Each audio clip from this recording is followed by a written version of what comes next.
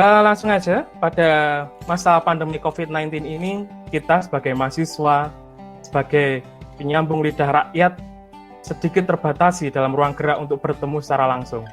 Akan tetapi, dengan berkembangnya zaman yang begitu cepat, dan juga perkembangan teknologi yang begitu pesat, kita dapat memanfaatkannya untuk bisa bertemu, bisa berbagi ilmu, dan bisa untuk menyatukan visi misi kita. Di masa pandemi ini pula, pemerintah melalui DPR mengesahkan RUU Minerba dalam rentan waktu 3 bulan, yakni dari bulan Februari hingga Mei 2020. Tentunya hal ini menuai polemik, menuai pertanyaan besar bagi masyarakat, tentunya mahasiswa juga. Kita sebagai agent of change tentunya harus memiliki sebuah gerakan, harus memiliki yang namanya sebuah visi dan misi untuk Indonesia tercinta ini. Untuk menaungi dan juga untuk mewadahi kita agar kita dapat satu visi, satu misi untuk bergerak dan juga untuk dapat menyuarakan aspirasi-aspirasi masyarakat, tentunya ada yang namanya Koordinator BEM seluruh Indonesia. Nah, menarik pada pemateri pertama kita kali ini, kita telah menghadirkan seorang koordinator BEM seluruh Indonesia, sekaligus Pres BEM Universitas Negeri Jakarta. Inilah dia, Remy Hasfian. Kepada beliau untuk menyampaikan materi-materinya, pada Remy Hasfian, disilakan. Waktunya sangat terbatas ya, tapi saya lihat di TOF itu banyak banget yang pengen disampaikan seharusnya. Cuma dengan 14.30 tadi dikasih waktu ya, sekitar 20 menit saya berikan sharing-sharing lah. Nah, teman-teman semua, permasalahan RUU Minerba tadi sempat disinggung oleh moderator ya, Bang Wahyu Rizky. Jika permasalahan RUU Minerba pada saat ini memang bukan masalah baru ya, bukan masalah yang baru ada pada saat ini. Permasalahan RUU ini memang sudah ada di tahun 2019. Ya, di tahun 2019 memang RUU ini akan disahkan, tetapi sempat ditunda dikarenakan banyak penolakan di masyarakat itu sendiri. Sehingga akhirnya penundaan itu pun digarisbawahi dengan permasalahan pandemi saat ini sebenarnya tidak elok ya. Jika pengesahan maupun pembahasan itu dilakukan di saat aspirasi masyarakat itu tidak bisa diserap secara penuh. Dan mungkin tadi sedikit penjelasan dari saya pribadi mengenai RUU Minerba ya, hanya menyinggung sedikit aja, selebihnya nanti kita coba membangun pandangan mengenai eskalasi gerakan. Nah, ini pertama dari segi regulasi, penyederhanaan perizinan di RUU Minerba pun memang sangat memudahkan para investor ya untuk menanamkan modalnya di Indonesia itu sendiri. Yang kedua, insentif penambahan nilai. Ini hilirisasi ya. Seperti pasal 47, di sini 47. Saya pakai HP nih.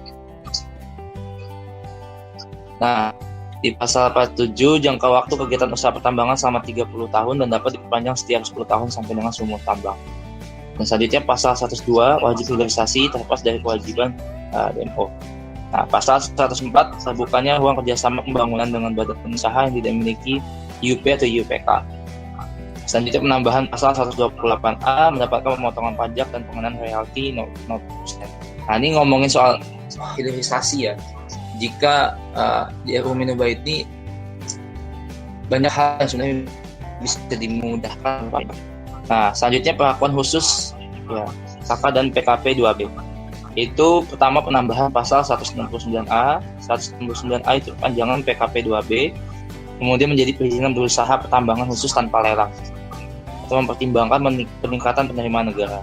Nah, selanjutnya terkait tumpang tindih lahan itu diatur di pasal 134 ayat 4. Tumpang tindih diatur melalui PRS termasuk mengenai IPPKH. Nah, teman-teman, ini juga kita bisa melihat yang basis wilayah di hasil batu bara emang nggak begitu kelihatan sih. Ini juga ada tentang kontribusi pertambangan terhadap PDB regional.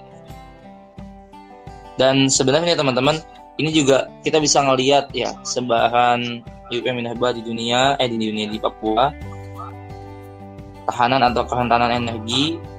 Nah, ini ya, ini PT-PT yang sebenarnya akan menindaklanjuti kontrak tambangnya gitu. Itu ada Indonesia ya. Kita bisa dibilang luas lubang tambang dalam konsesi Adaro itu seluas 14.152 hektar.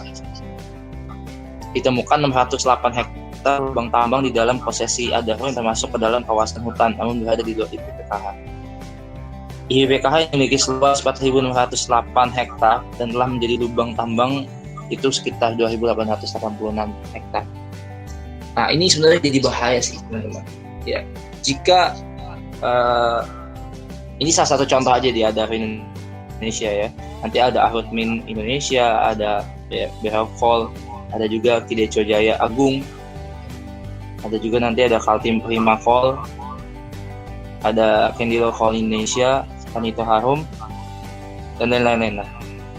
Nah, permasalahan ini sebenarnya kalau teman-teman lihat juga ya di rekapitulasi analisis spasial. Nah, ini data-datanya ada di sini dan rekapitulasi analisis spasial jika dengan skenario maksimal luas panjangan IPK 15.000 hektar dengan pasal 83 poin D Undang-Undang 4 nomor 2009 tahun 2009, maka kurang lebih 169.107 hektar lahan atau tanpa lubang tambang dapat dikembalikan kepada negara. Dan 59.791 hektar itu tutupan hutan juga dapat dikembalikan kepada negara. Sehingga total lahan yang dapat dikembalikan kepada negara seluas 328.898 hektar. Nah, teman-teman, sebenarnya permasalahan di Minerba ini tadi sempat disinggung ya dari mengenai penyelenggaraan perizinan, insentif nambah nilai, perlakuan khusus ya dari investor itu sendiri, dan juga ini mengenai dampak lingkungan yang nantinya secara garis besar akan mengenakan pada masyarakat sekitar. Ya, simpelnya jika lubang tambang yang sebenarnya sudah ada pada saat ini itu nanti akan digali lagi, dikeruk lagi oleh mereka yang sebenarnya dalam tanda kutip rakus terhadap kekayaan alam di Indonesia. Itu kalau misalkan dibilang waktu itu Pak Jokowi ya berkata lubang tambang akan direklamasi atau bahkan bisa dibilang akan dimanfaatkan jadi rekreasi masyarakat setempat. Ini kan sebenarnya juga menjadi pertanyaan, jika rekreasi itu kok dibutuhkan nggak oleh masyarakat gitu. Jangan sampai apa yang disampaikan oleh Pak Jokowi itu kayak ambil simpel aja gitu. Segi pragmatisnya ya udah, berarti kan permasalahannya ada di lubang tambang. Lubang tambang ini berbahaya, banyak korban yang ada di dalamnya kan. Nah, ini lubang tambang itu dari dijadikan pendapatan lagi untuk negara. Itu apa? Itu dengan membuat rekreasi. Nah, pertanyaannya, apakah rekreasi itu juga akan diperjualbelikan untuk keuntungan segelontor orang aja, atau bahkan ya pahit-pahitnya memang nggak ada kejelasan gitu terhadap program ini nanti kedepannya bagaimana? Karena jadi berbahaya. Masalah ini sebenarnya kalau yang kita tarik lebih dalam lagi, kenapa sih ya para investor itu mau cepet-cepet ya, bahkan Dewan Perwakilan yang katanya mewakili rakyat itu mau cepet-cepet lah di masa-masa pandemi seperti ini. Jadi pertanyaan bagi kita memang ada apa sih gitu ya? Ketika masyarakat itu bahasanya menolak di tahun 2019 ya, banyak penolakan di dalamnya, kok kayak pengen cepet-cepet disahin gitu. Ini kan menjadi tanya bagi kita, jika ada kepentingan penyeludupan di dalamnya, yang sebenarnya kita ini pun nggak bisa memungkiri, jika setiap RUU yang bermasalah pada masa pandemi ini itu dirasa memang banyak kepentingan di dalamnya. Ini dia, ini kelihatan di sini nih. Nah, teman-teman, jadi kalau dilihat memang permasalahan RUU Minerba ini sangat pelik juga ya. Di saat masa pandemi yang kita nggak bisa menyampaikan aspirasi secara langsung, aksi massa maupun audiensi, ya kita ini mau gimana ya? Bisa dibilang ngebangun eskalasi pun sulit. Pertama, yang kedua menyampaikan pandangan di saat masa pandemi seperti ini pun juga nggak ada yang peduli. Gue ini hari ini mau makan apa gitu. Besok ini gue nanti akan dapat support makanan atau minuman nggak? Jadi ketika ada isu-isu yang barangkali nggak menyangkut mereka secara langsung, masyarakat kita di masa pandemi ini seakan-akan ya, mohon maaf, dan tanda kutip memang nggak peduli gitu. Terkait pengesahan RUU Minerba, terkait apa lagi ya? Perpu nomor 1 2020, pengesahan dan pembahasan pada masa kemarin. Ya, bisa dikatakan koalisi masyarakat sipil yang fokus kepada lingkungan, khususnya juga kepada BEM seluruh Indonesia yang sempat kemarin mengawal dalam kita mendeklarasikan penolakan di depan DPR langsung mengenai pengesahan RUU Minerba ini, dirasa memang tidak ada trust pada masyarakat ya, jikalau isu ini benar-benar secara grassroots mewakili keresahan mereka gitu. Di masa pandemi seperti ini yang sangat sulit sebenarnya membangun perasaan itu. Nah, oleh karena itu saya katakan permasalahan di RUU Minerba ini, eskalasi lanjutannya adalah bagaimana nanti kita membangun awareness masyarakat untuk memahami lagi mengenai isu ini. Memang tidak ada kata terlambat ya, walaupun kita lihat sudah ada pengesahan di dalamnya. Ya, proses untuk kita men-GR suatu undang-undang itu juga masih bisa dilakukan, walaupun memang sangat sulit, sangat sulit.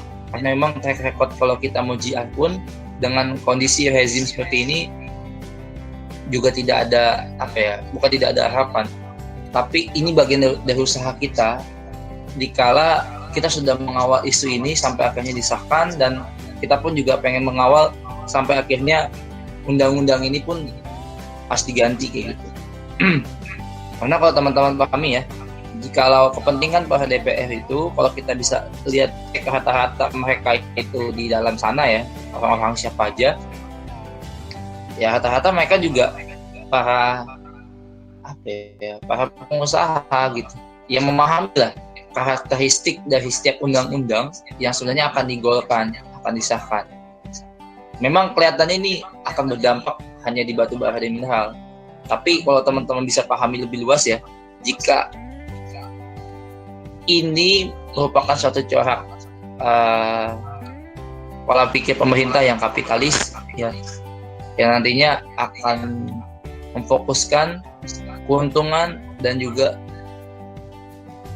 bisa dikatakan monopoli perdagangan itu akan semakin luas ya, yang nantinya akan dirasa hanya segelintir orang aja yang menerima kekayaan tersebut. Semakin timpang lah, yang kaya, yang miskin gitu.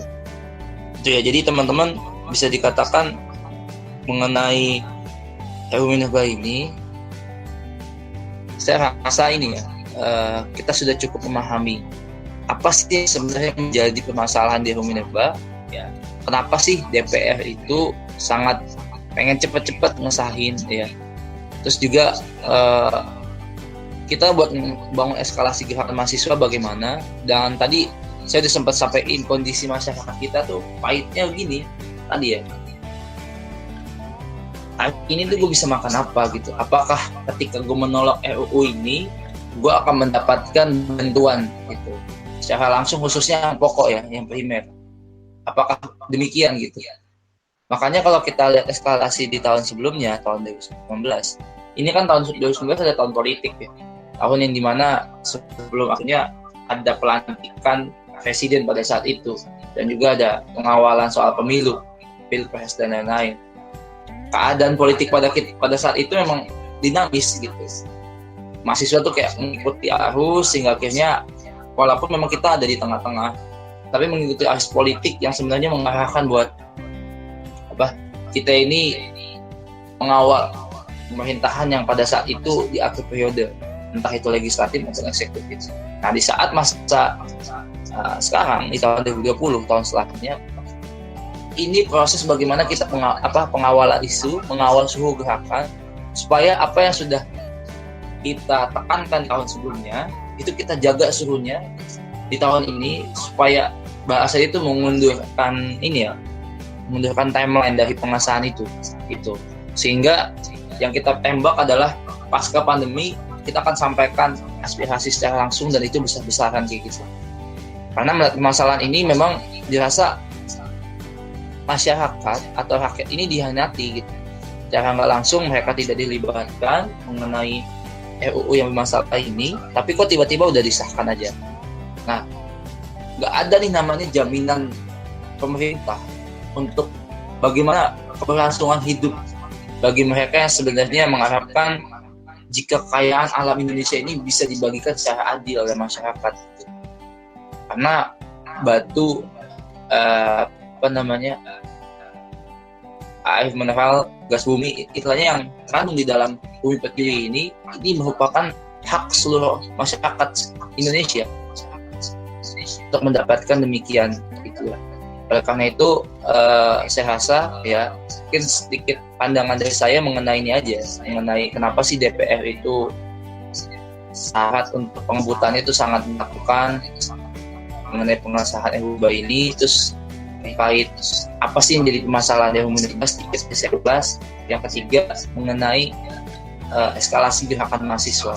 Sebagaimana kita pahami, jika pada saat itu teman-teman, jika nanti ada pertanyaan bagaimana untuk kita mengawal isu ini, teman-teman, kita ini ada sosial media, kita ini ada nalar kritis yang bisa kita sampaikan lewat tulisan, lewat video, lewat hal-hal lainnya. Sebenarnya ini merupakan tindakan peduli kita terkait permasalahan yang ada di Indonesia kayak gitu. Mungkin itu yang bisa saya sampaikan. Mungkin kurang lebihnya mohon maaf. Saya kembalikan ke moderator. Wassalamualaikum warahmatullahi wabarakatuh. Pemantik kedua kita kali ini, berhubungan juga tentang undang-undang, berhubungan dengan pasal-pasal yang tadi kita bahas. Nah, siapakah dia? Inilah Ketua Umum Criminal Law Students Association dan Ketua Angkatan Fakultas Hukum Universitas Jember. Kepada Muhajir Alatas, disilakan. Assalamualaikum warahmatullahi wabarakatuh. Waalaikumsalam warahmatullahi wabarakatuh. Salam Om Swastiastu, Namo Buddhaya, salam kebajikan untuk kita semua. Tadi dari Reni Hastian telah menyinggung berbagai macam hal terkait dibalik sahnya Undang-Undang Minerba. Dan juga tadi disinggung beberapa pasal-pasal yang mungkin nanti akan kita gali lebih dalam. Nantinya saya akan mencoba membahas ada apa dibalik sahnya Undang-Undang Minerba, baik dari sisi formil maupun dari sisi material. Kalau kita boleh mengatakan bahwa ada dua persoalan fundamental dalam proses pengesahan undang-undang tersebut. Yang pertama persoalan formil. Gimana coba kita memahami lebih lanjut terkait perjalanan RUU tersebut sehingga menjadi undang-undang yang saat ini telah berlaku. Pada rapat paripurna DPR, ke-8 telah mensahkan RUU mineral dan batu bara bersama dengan RUU Omnibus Law Cipta Kerja sebagai RUU prioritas di antara 50 RUU Prolegnas. Jadi di antara dua RUU tersebut dimasukkan ke dalam RUU Prolegnas, bahkan saking prioritasnya sampai dibentuk panitia kerja atau panja yang membahas revisi RUU Minerba. Sehingga dengan adanya panja tersebut, yang pertama kali disahkan ialah dari RUU Minerba yang saat ini sedang kita bahas. Presiden mengatakan bahwa RUU tersebut seharusnya ditunda. Padahal sudah jelas kata ditunda, maksud pembahasannya ialah ditunda karena ada yang harus dibenahi, bukan dibahas sendiri, lalu asal mengesahkan saja. Alih-alih beliau mengatakan bahwa memang adanya mekanisme carry over. Jadi kalau boleh saya berpendapat, ini bukan lagi permasalahan tentang cepat atau lama pembahasan tersebut. Kalau memang dikatakan cepat atau lambat pembahasannya tersebut, ini untuk RUU Minerba ini pembahasannya sudah cukup lama. Tetapi yang cepat ialah pengesahan terhadap RUU Minerba ini. Karena Mengapa saya katakan tersebut? Karena lama atau tidaknya pembahasan undang-undang tidak menjamin mutu ataupun kualitas dari undang-undang tersebut. Terlebih di dalam RUU Minerba ini, walaupun pembahasannya sudah cukup panjang, tetapi ada yang cukup mengganjal di dalam pengesahan tersebut, yang dimana bahkan koalisi masyarakat tidak dihadirkan, yang dimana kan logikanya seperti ini, koalisi masyarakat yang terdampak ialah masyarakat yang merasakan secara langsung terkait undang-undang ini. Tapi hal aneh ketika masyarakat tidak dihadirkan, itu padahal subjek utama dari undang-undang Minerba ini.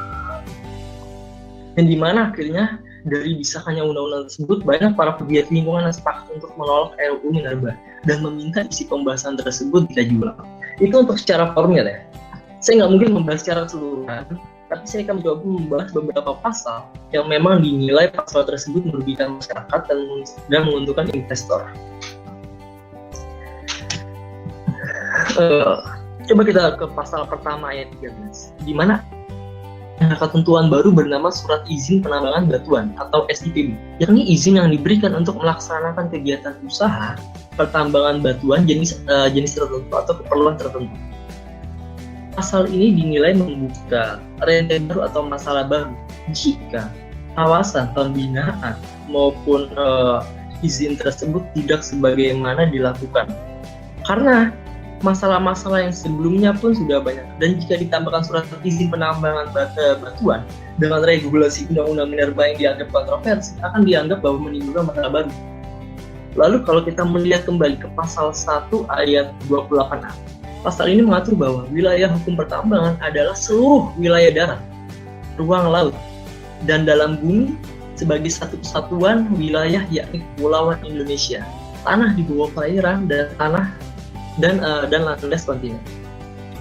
Definisi yang baru definisi yang baru di dalam undang-undang ini mengancam ruang lingkup hidup masyarakat, karena seluruh kegiatan mulai dari penyelidikan hingga pertambangan masuk dalam ruang lingkup hidup masyarakat.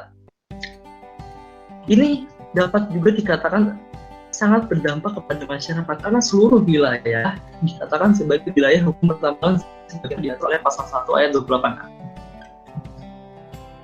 Dan juga kalau kita melihat di pasal 4 ayat 2, dalam RUU Minerba kini berbunyi penguasaan mineral dan batu bara oleh negara diselenggarakan oleh pemerintah pusat sesuai dengan ketentuan undang-undang.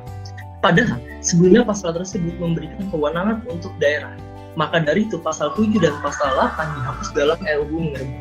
Pasal 7 mengatur tentang kewenangan pemerintah provinsi dan pengelolaan pertambangan mineral. Dan pasal 8 mengatur kewenangan pemerintah kabupaten kota. Undang-undang Minerba baru ini semua kewenangan perizinan tidak ada lagi pemerintah daerah, melainkan ditarik ke pusat. Sentralisasi ini dinilai bertentangan dengan semangat otonomi daerah. Pasal ini tidak senada dan sejalan dengan Undang-Undang Nomor 23 Tahun 2014 tentang pemerintah daerah, di mana efektivitas pembinaan dan pengawasan pemerintah pusat terhadap pengelolaan pertambangan minerba menjadi soal dalam hal ini. Resentralisasi kewenangan ke pemerintah pusat tanpa mempertimbangkan kapasitas pemerintah pusat dalam membimbing dan mengawasi, serta abai terhadap kepentingan pemerintah daerah. Lalu kita ke pasal 42 dan pasal 42. Pasal ini juga dianggap mempermudah usaha pertambangan, yang dimana mereka dapat menguasai lahan dalam jangka waktu yang lebih lama untuk keperluan eksplorasi. Lalu kita ke pasal 83 ayat 2. Di pasal 83 ayat 2 dan 4 di undang-undang yang lama itu dihapus di dalam RUU ini, jadi sudah tidak ada. Di mana di undang-undang yang lama itu mengatur batasan WIUPK atau wilayah yang diberikan kepada pemegang izin usaha pertambangan khusus. Untuk produksi pertambangan mineral paling banyak itu 25.000 hektar. Adapun di pasal 83 ayat 4-nya menyebutkan bahwa pertambangan bara paling banyak 15.000 hektar. Pasal ini dihapus. Jadi batasan-batasan tersebut tidak ada kepastian mengenai seperti undang-undang yang sebelumnya. Bahkan ini menjadi suatu kemunduran. Kita melihat lagi ke pasal 162 dan 164.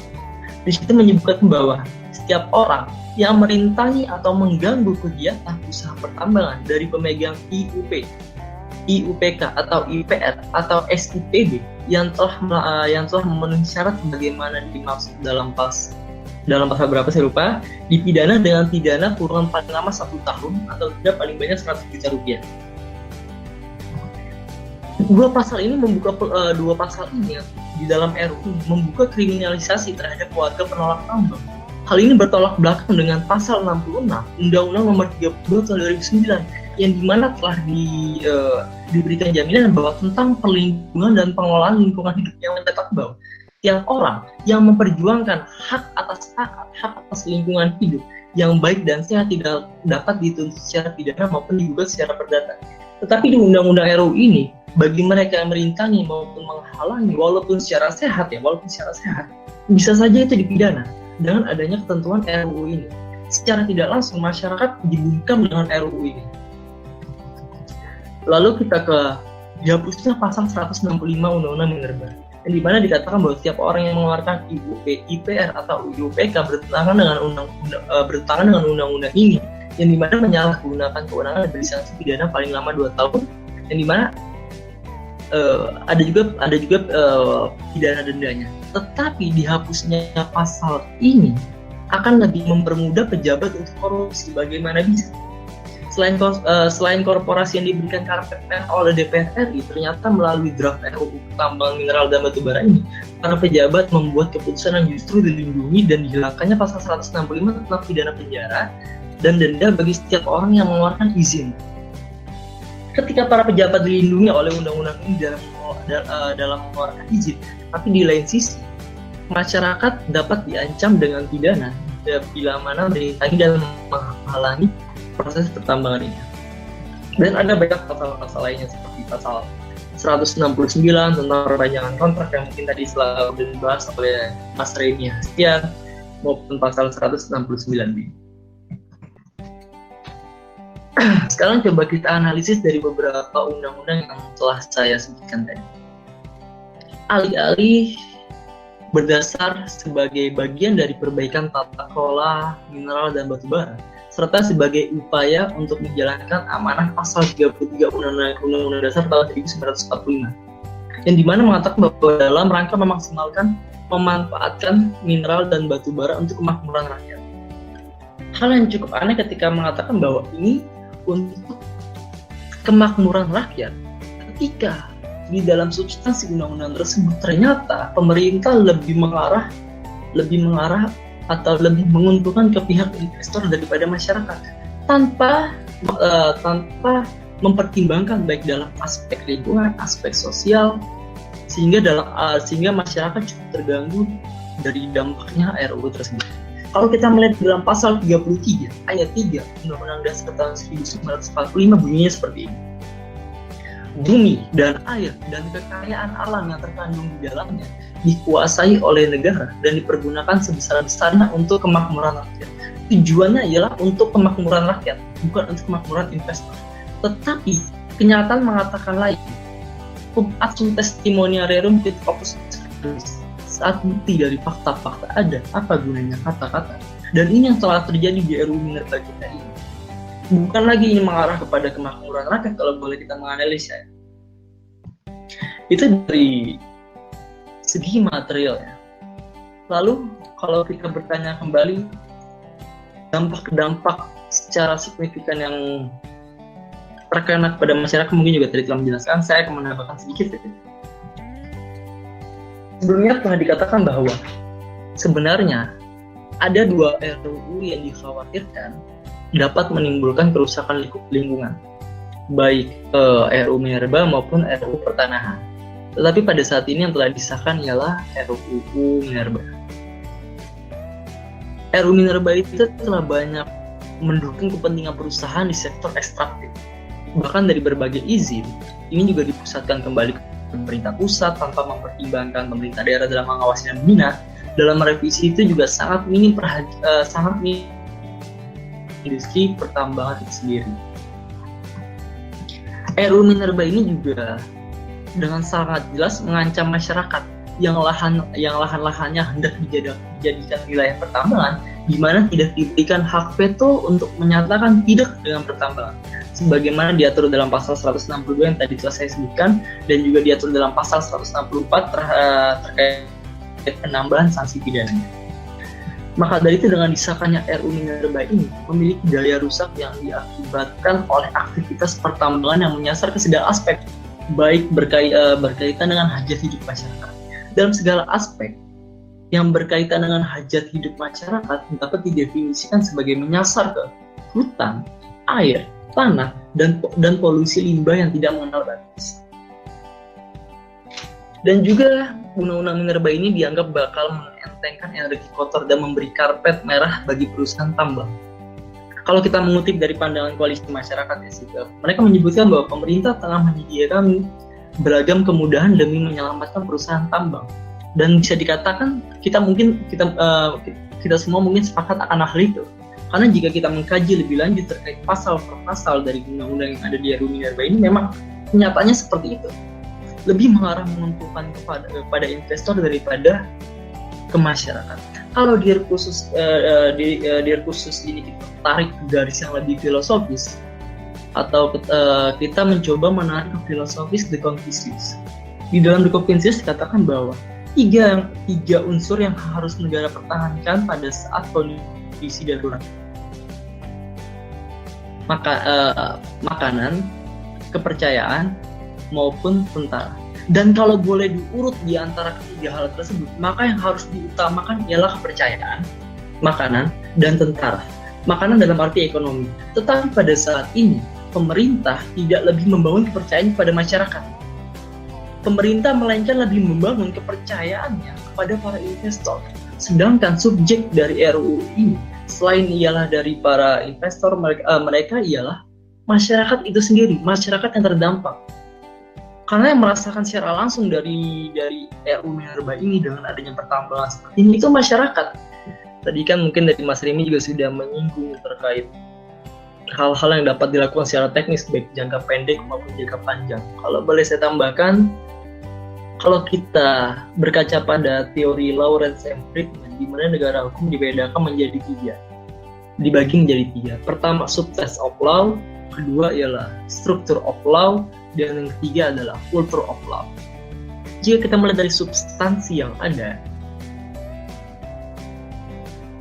energi terbarukan tersebut dapat dibudidayakan atau diatur secara spesifik baik dari segi regulasi, pengawasan, pembinaan, dengan memerhatikan berbagai macam aspek. Oke, untuk teman-teman, untuk para audiens yang masih ingin bertanya, yang ada masih ganjalan hal ini dan sebagainya, mungkin bisa ditanyakan. Baik, oke, untuk pertanyaan kedua kepada Saudara Estu Naila Rizky, disilakan terlebih dahulu. Iya, terima kasih Saudara moderator yang terhormat. Ya, terima kasih saya sampaikan kepada penyelenggara dari Himakes Himpunan Mahasiswa Kesejahteraan Sosial. Yang pertama saya mengapresiasi terkait acara ini buat teman-teman dan juga buat pemantik juga, bahwasanya dalam momentum pandemik ini kita sebagai agen yang itu kaum intelektual masih kita berdiskusi tanpa ada halangan dan juga mempertimbangkan kondisi pada saat pandemi saat ini. Nah, pertanyaannya saya di sini,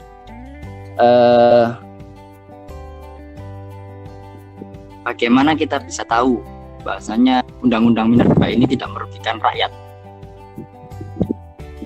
Ngonten, itu aja. Artinya kalau dengan pertanyaan seperti itu saya harap bisa menampilkan data-data orang-orang yang memahami terkait Undang-Undang Minerba ini yang enggak sepakat dengan adanya Undang-Undang Minerba yang baru disahkan ini. Baik, langsung saja pertanyaan kedua dari Saudara Estu terkait bagaimana kita bisa mengetahui bahwasannya Undang-Undang Minerba ini memang tidak pro dengan rakyat, tidak mensejahterakan rakyat itu sendiri. Mungkin yang tadi pertama yang menjawab adalah pemantik pertama, kita akan rubah kali ini untuk jawaban pertama kepada pemantik kedua, pada Mas Muhajir Alatas. Silakan. Kalau untuk menyinggung pertanyaan dari Mas Estu tadi, bagaimana cara kita meyakinkan kalau masyarakat juga mengetahui bahwa keresahan-keresahan dengan undang-undang minerba seperti ini, apa jangan-jangan masyarakat pun enjoy aja terhadap undang-undang yang baru seperti ini. Kalau boleh saya jawab ya, ini kan masyarakat ruang lingkupnya juga luas ya. Ada yang masyarakat yang terkena dampak secara langsung, ataupun masyarakat yang tergabung sebagai pegiat lingkungan, atau koalisi masyarakat sipil, ataupun kita sebagai mahasiswa juga jatuhnya sebagai masyarakat kalau dalam garis besar ya. Kalau untuk masalah tersebut seperti yang tadi saya bilang, ada beberapa poin-poin yang menjadi urgensi dari pembahasan kita kali ini. Jadi RUU Minerba memang dibutuhkan, tapi sebagaimana seharusnya RUU tersebut memihak kepada rakyat dan di mana mempertimbangkan baik dalam berbagai aspek, baik dari ekonomi, sosial maupun yang lainnya. Karena gini, kalau memang di undang-undang ini telah jelas dari banyak pasal yang bisa diungkapkan, kalau memang banyaknya kepentingan tersebut dapat lebih mempermudah investor tanpa adanya pengawasan. Penghapusan pasal terkait mereka, para pejabat yang mengeluarkan izin juga dihapus, dan adanya pasal kriminalisasi yang masih tetap dipertahankan itu masih ada. Itu juga sebagai bukti kalau memang undang-undang ini secara langsung berdampak kepada masyarakat dan tidak pro rakyat. Yang saya rasa mungkin masyarakat juga mengerti terkait dampak dari RUU Minerba ini, karena memang ini terkait undang-undang minerba ya, sebelum di RUU ini sudah ada sejak tahun 2009, dan banyak masyarakat yang merasa kepentingannya tersebut juga terganggu dengan adanya undang-undang minerba. Ditambah dengan RUU Minerba ini yang dirasa banyak poin-poin yang lebih ada beberapa banyak poin yang juga menitik beratkan terhadap rakyat, sehingga lebih menguntungkan para investor. Pembangunan ini kan, tapi pembangunan tanpa memperhatikan berbagai aspek yang ada itu malah buntung. Bukan niatnya untung, tapi malah buntung. Itu juga menjadi PR untuk masyarakat. Dan juga kalau berbicara masyarakat yang untuk memahami, kalau untuk koalisi masyarakat saya rasa banyak dari masyarakat juga yang sudah memahami terkait RUU Minerba ini. Salah satunya dari para pegiat lingkungan itu juga banyak yang terjun langsung kepada masyarakat. Jadi dari para pegiat lingkungan, baik dari organisasi-organisasi pegiat lingkungan itu langsung berkecimpung atau bersosial kepada masyarakat yang terdampak, dan keluhannya pun kurang lebih seperti itu. Karena memang dengan adanya pertambangan sehingga masyarakat pun terganggu, apalagi pertambangan batubara, masyarakat pun terganggu dari segi sosial, mereka terganggu, dan segi kerja mereka pasti terganggu, kerjanya terganggu dengan adanya kepentingan yang datang, sehingga wilayah mereka pun terbatasi untuk mereka hidup. Itu secara logika kita dapat pahami bahwa memang banyak masyarakat yang langsung merasakan dampak dari undang-undang ini. Mungkin kita tidak merasakan secara tidak langsung, tapi suatu saat nanti kita akan merasakan secara langsung dampak dari kerusakan lingkungan yang ada.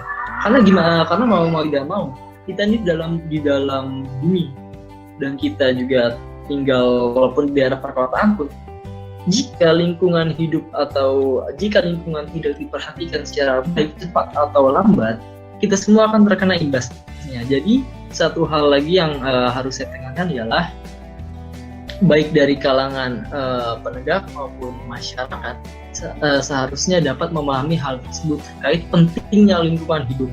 Pembangunan tidak semata-mata pembangunan tanpa didasari hal yang jelas atau pertimbangan yang matang bukanlah untung, melainkan tapi buntung. Jadi poin yang akan saya garis bawahi, dan mungkin lebih jelasnya nanti bisa dijelaskan oleh Mas Remy Hastian. Terima kasih. Oke, terima kasih ya. Mas siapa tadi yang nanya? Mas Estu. Mas Estu ya. Sebelumnya aku mau nanggepin dulu terkait mungkin tadi keresahan Mas Estu ya terkait gerakan mahasiswa sebelumnya sampai akhirnya pada tahun ini mungkin dirasa ada buah ego pribadi yang dibawa. Sebenarnya ya kalau Mas Estu bisa analisis lebih dalam ya. Mungkin nanti kita diskusi aja abis ini.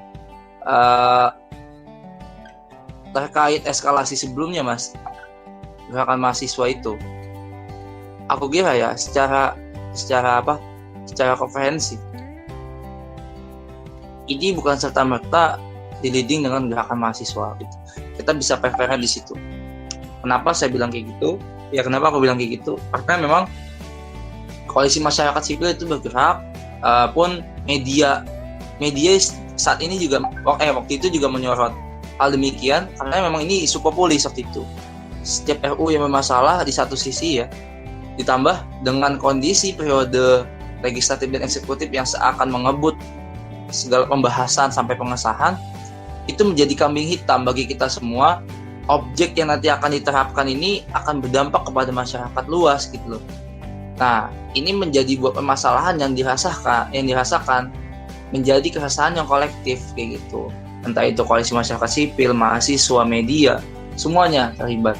Semuanya ini merasa jika isu Minerba ini bukan hanya segelintir orang aja yang rasa resah gitu sih. Itu PR ke depan sih aku kira untuk menjawab apa yang disampaikan Mas Sestu.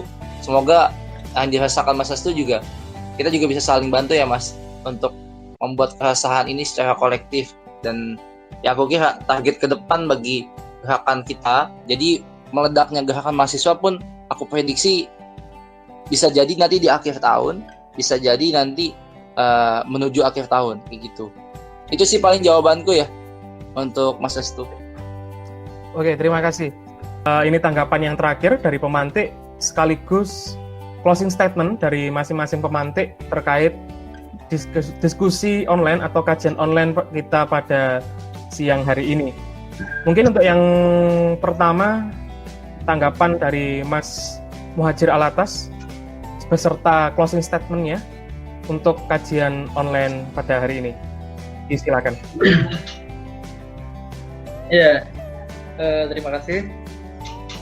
Untuk closing statement saya simpel saja sih, sekalian menambahkan sedikit apa yang ditambahkan oleh Mas Estu terkait bagaimana cara kita mengetahui kalau masyarakat tahu terkait dengan kondisi Undang-Undang Minerba saat ini. Kalau bagi saya yang bersudut pandang dari segi hukum, tentunya kan hukum juga berkaca baik dari segi sosial, ekonomi, ataupun yang lainnya. Satu undang-undang dengan undang-undang yang lain itu ada ketimpangan.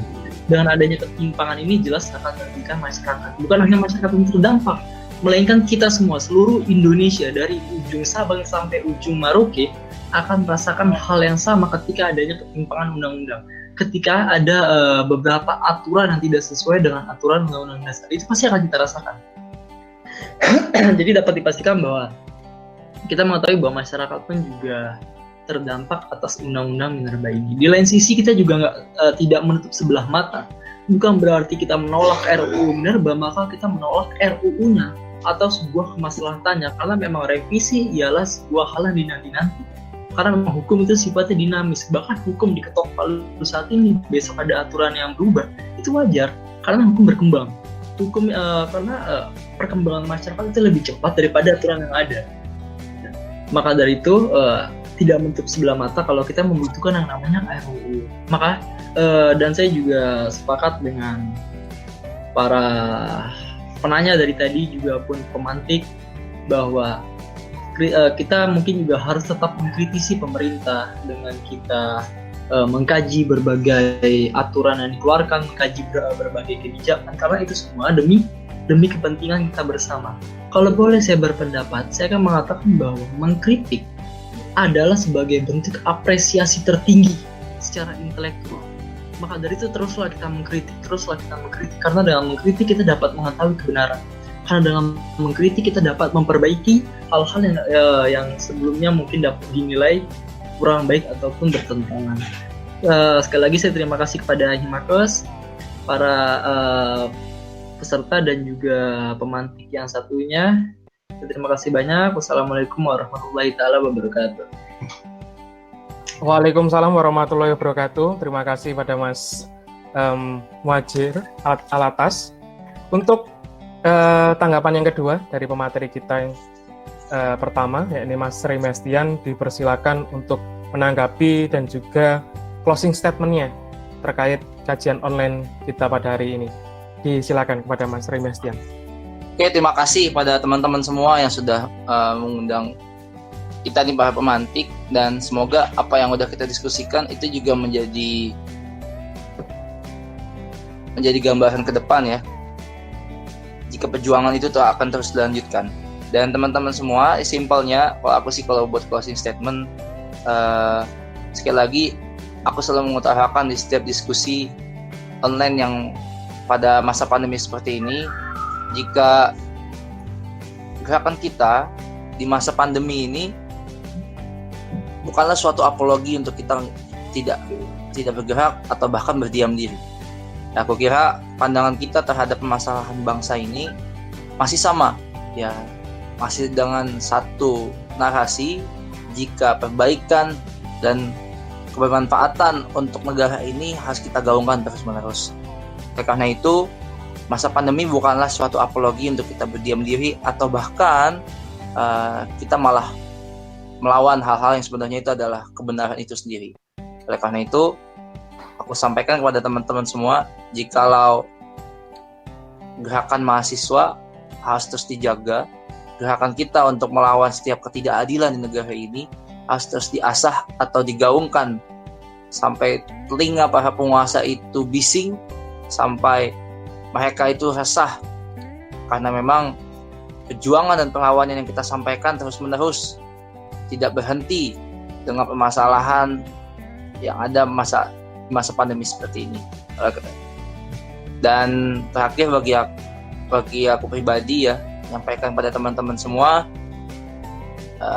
jangan terus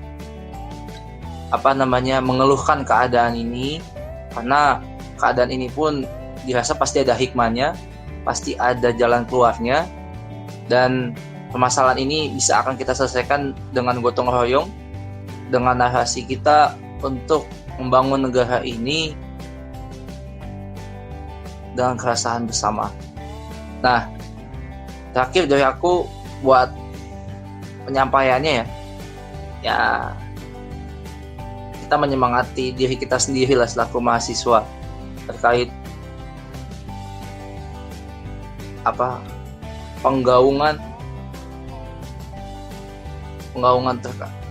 mengenai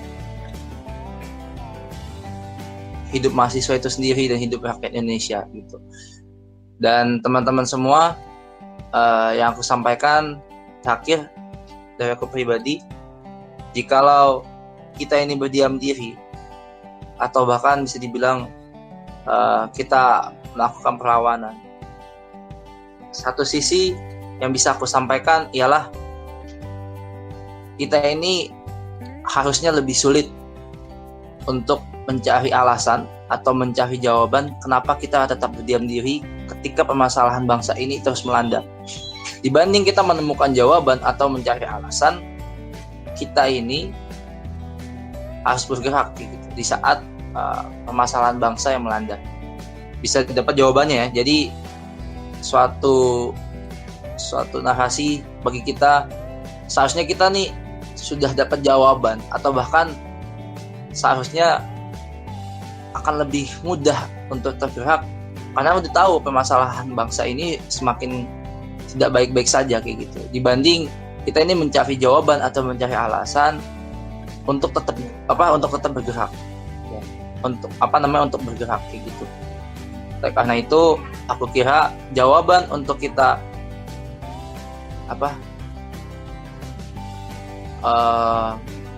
tidak melakukan pergerakan atau perlawanan itu menjadi gambaran bagi kita ada kemunduran bagi intelektualitas gerakan mahasiswa atau bahkan keadaan masyarakat kita sendiri mengenai permasalahan bangsa ini. Itu aja yang bisa aku sampaikan, kurang lebihnya mohon maaf. Wassalamualaikum warahmatullahi wabarakatuh. Aku kembalikan ke moderator. Waalaikumsalam warahmatullahi wabarakatuh.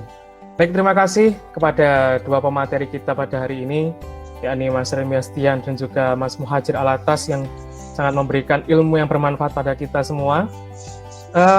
Satu hal yang ingin saya sampaikan bahwasanya kita di sini sudah sebagai mahasiswa bukan lagi siswa. Jadi mari menjadi mahasiswa yang sebenar-benarnya.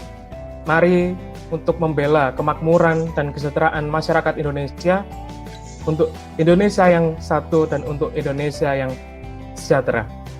Terima kasih sekali lagi saya sampaikan kepada para pemantik yang sudah dapat hadir, meluangkan waktunya untuk melakukan kajian online pada hari ini. Kemudian juga terima kasih kepada para peserta dan audiens. Saya juga mohon maaf apabila ada tutur kata dan salah kata yang menyinggung hati para saudara-saudara saya semua. Saya mohon maaf dan saya akhiri. Wassalamualaikum warahmatullahi wabarakatuh. Salam mahasiswa.